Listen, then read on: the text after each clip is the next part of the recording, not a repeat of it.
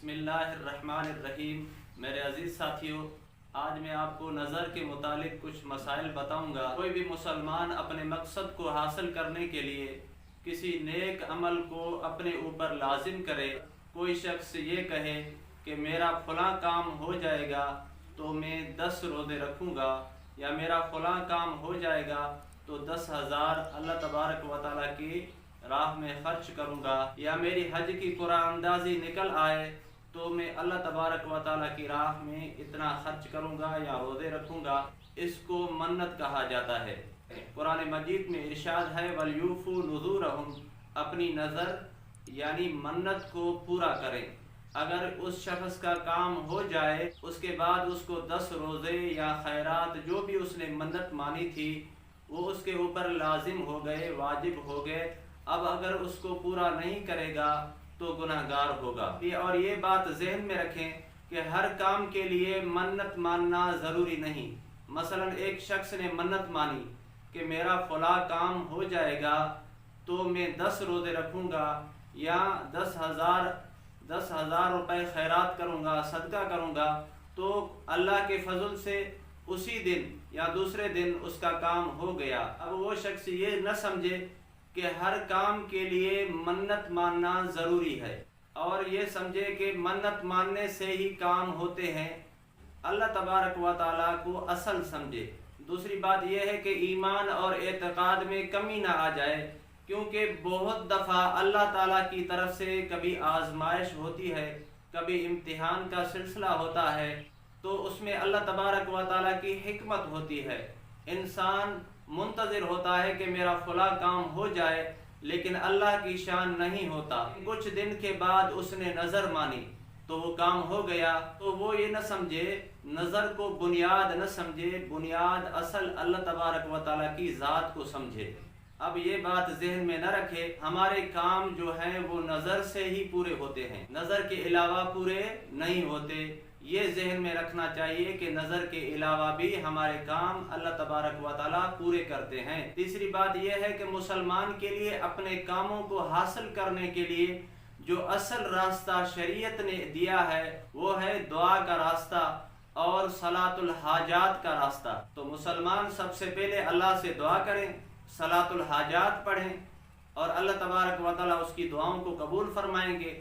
تو نظر بنیاد نہیں ہے، منت بنیاد نہیں ہے، بنیاد جو ہے وہ اللہ تبارک و تعالیٰ کی ذات ہے، جو اللہ تبارک و تعالیٰ ہمارے کاموں کو پورا کرتے ہیں۔ یہ بات ہم ذہن میں رکھیں، اور یہ بات بھی ہم ذہن میں رکھیں کہ نظر کے لیے شریعت نے 2 چیزوں کا بنیاد رکھا ہے۔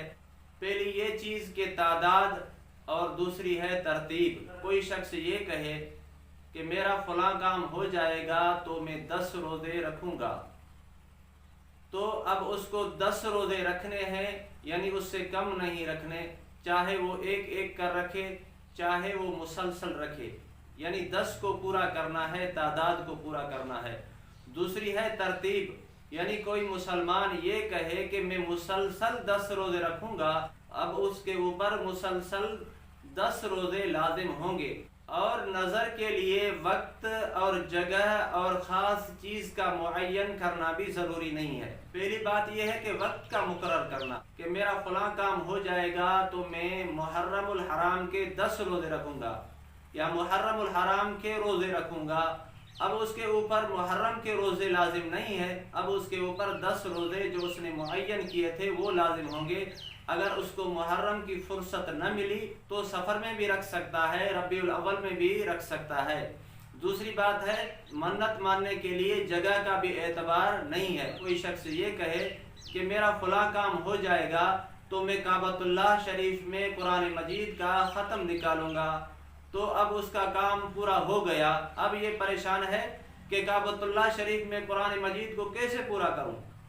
تو علماء نے فرمایا کہ اس کے لیے یہ ہے کہ یہاں ہی قرآن کو شروع کرے اور یہاں ہی اس کو پورا کرے تو اس کی منت پوری ہو جائے گی۔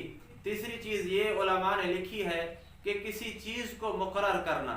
مثلا کسی شخص نے کہا تو میرا فلاں کام ہو جائے تو میں 10 دیگیں اللہ تبارک و تعالیٰ کی راہ میں پکا کر مسکینوں کو کھلاؤں گا۔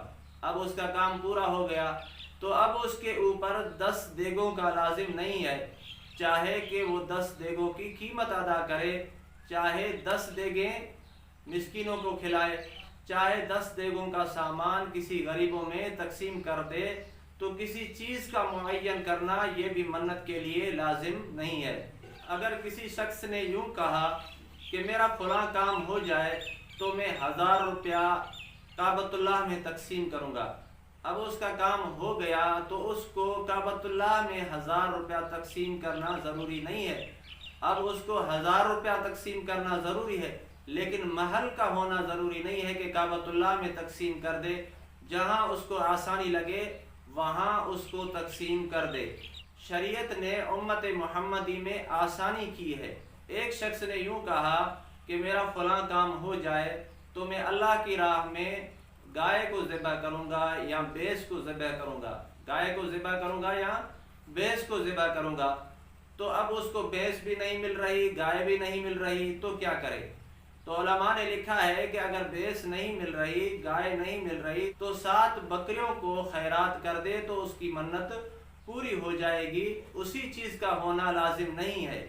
اگر کسی نے یہ منت مانی کہ میرا فلاں کام ہو جائے، مثلا میرا بھائی مجھ سے صلح کر لے یا اور کوئی کام ہو جائے تو میں بکرا ذبح کروں گا یا بکری ذبح کروں گا، تو اس کا کام ہو گیا، اب اس بکرے کو غریبوں اور مسکینوں میں تقسیم کرنا ہے، خود اپنے گھر میں نہیں لانا اور امیروں کو بھی نہیں دینا۔ اگر اس کا گوشت اپنے گھر لایا یا امیروں کو کھلایا، اتنے پیسے خیرات یا صدقہ کرنا پڑیں گے اس کو، اور جو منت مانی جائے وہ شریعت کے خلاف نہ ہو۔ اگر شریعت کے خلاف ہوگی تو وہ منت جائز نہیں۔